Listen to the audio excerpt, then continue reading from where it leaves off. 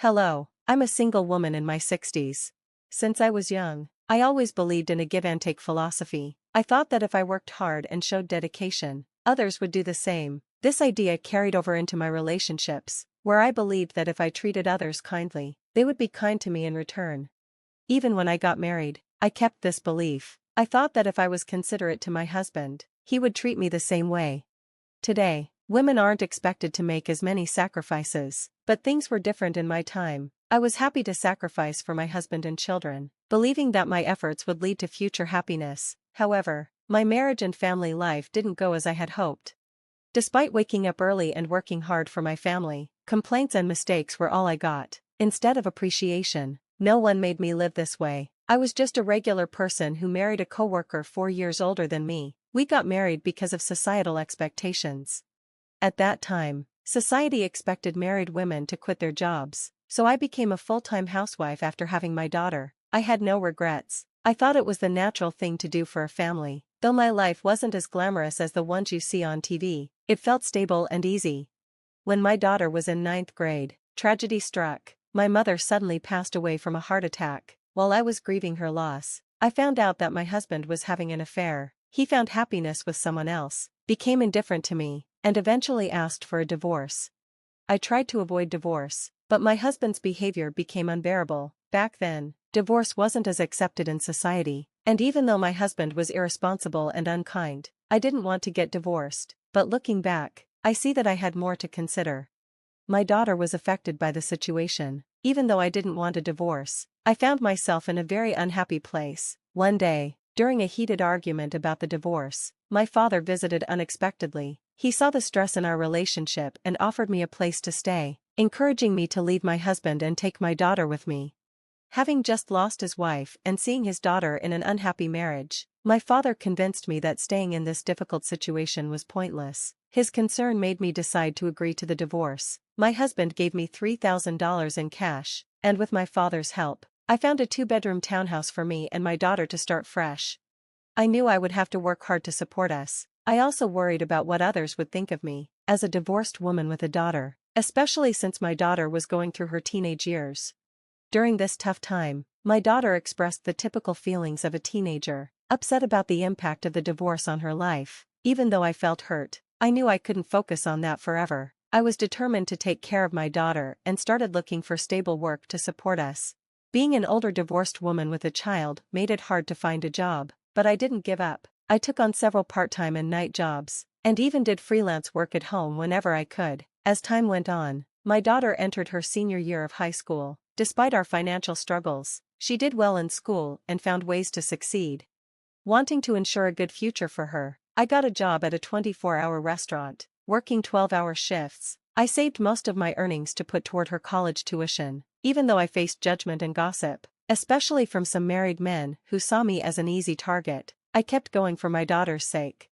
The sacrifices were many, but my goal was to give her the opportunities one didn't have. As she grew older, I hoped she would understand the challenges I faced raising her and working hard to provide for us. Looking back, I realized that having a daughter made everything harder, but also more meaningful. She became my reason to keep going and gave me the strength to keep pushing through life's struggles. I held on to the hope that someday, my daughter and I would look back on all we went through and be proud of our strength.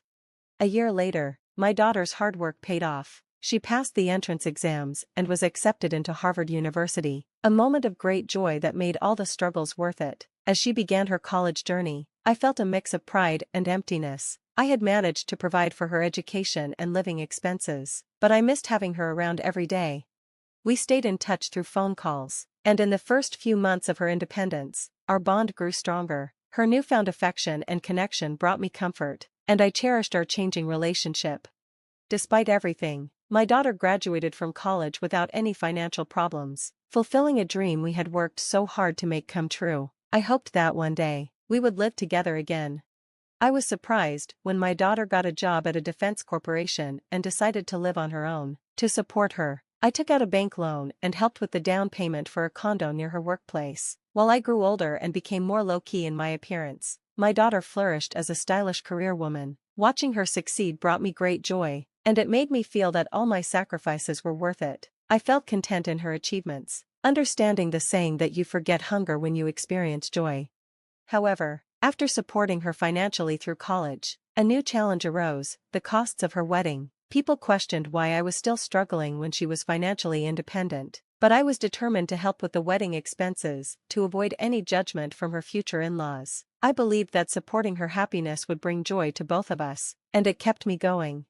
As my daughter dated, I noticed a growing distance between us. At first, I was hurt, but I realized that her adult life and relationships had become her main focus. I patiently waited for her to mature and come back to me, understanding that priorities change as you grow older. However, on her 27th birthday, I was looking forward to celebrating with her, but she made it clear she had plans with someone named Michael. She brushed off any preparations for a celebration. While she might have meant that I shouldn't make a big fuss, I couldn't help but feel hurt. It was her birthday, a day that meant so much to me because it was the day she was born. Her indifference stung deeply, and I struggled to understand why she seemed to think spending money on her birth was a waste, especially given our tight budget. Despite my hurt feelings, I knew she was my only daughter, and I wanted to see her on her birthday. I decided to take a day off work and visit her at her workplace, paying extra attention to my appearance. But when I got there, I had an unexpected and emotionally charged encounter. I saw my ex-husband with his mistress in the company lobby, people I never wanted to see again. I was shocked and confused about how he found out I was there. I quickly called my daughter, but she abruptly hung up, saying she was in a meeting. Feeling lost, I turned to leave, only to hear my daughter happily greet and hug her father with a big smile. Her boyfriend seemed familiar with my ex-husband and his wife, which added to my anger. In that moment, I felt completely betrayed, as if the world was against me. I left in a rush, feeling drained and lost. That day, I wanted to confront my daughter and ex-husband, but I couldn't bring myself to. I didn't have the courage to call her. Then, unexpectedly, my daughter came home one day, telling me she was getting married and handed me an invitation. I was shocked when I saw the names on the card. Although she was my daughter, I felt a strong urge to throw her out of the house. I couldn't understand why she would invite me this way. I confronted her, telling her how hurt I was to be treated like a guest at her wedding, reminding her that I was her mother. My daughter apologized, saying she felt she had no choice. Although she wanted to marry Michael, his parents criticized her for every detail about the wedding. I was left with mixed emotions, torn between feeling hurt and wanting to understand my daughter's point of view.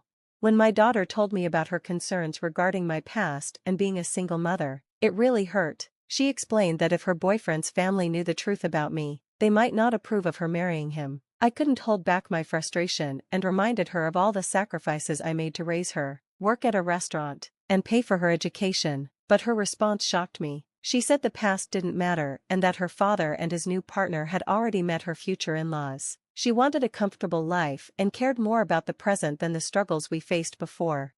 For the first time, I spoke harshly to her, expressing my disappointment in her attitude. In response, she suggested that if I wanted to remove her from my life, I should pay back the money I spent raising her. This led to a heated argument, and she left, saying we were now strangers. I felt devastated and questioned why I had saved money for her wedding. Looking at the invitation with another name where mine should have been, I felt deep sadness.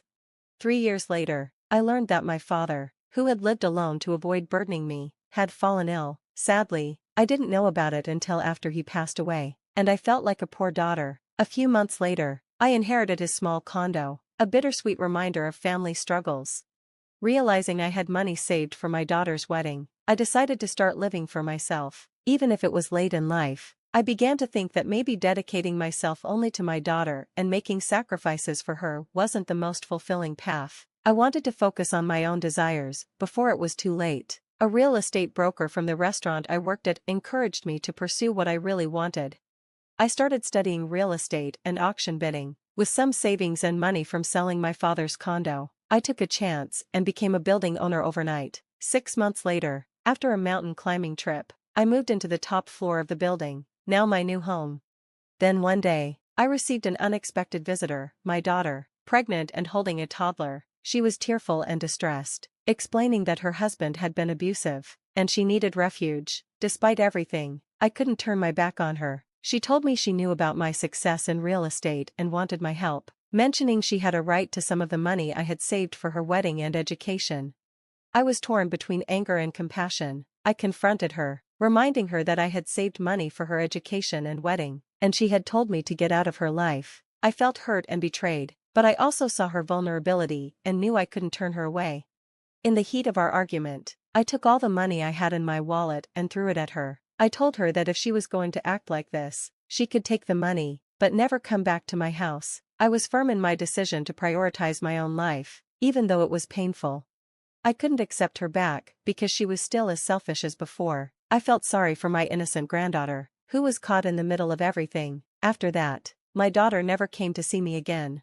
I knew what kind of daughter she was. Even if she had repented for her past actions and begged for my forgiveness, pretending to be reluctant, I would have found ways to punish her husband for what he had done, but I was so disappointed. If she chose to erase me from her life to marry him, she should have lived happily. Why did both my husband and daughter turn out this way? Even though I lived a tough life, I now see that the only person living the life I want is me.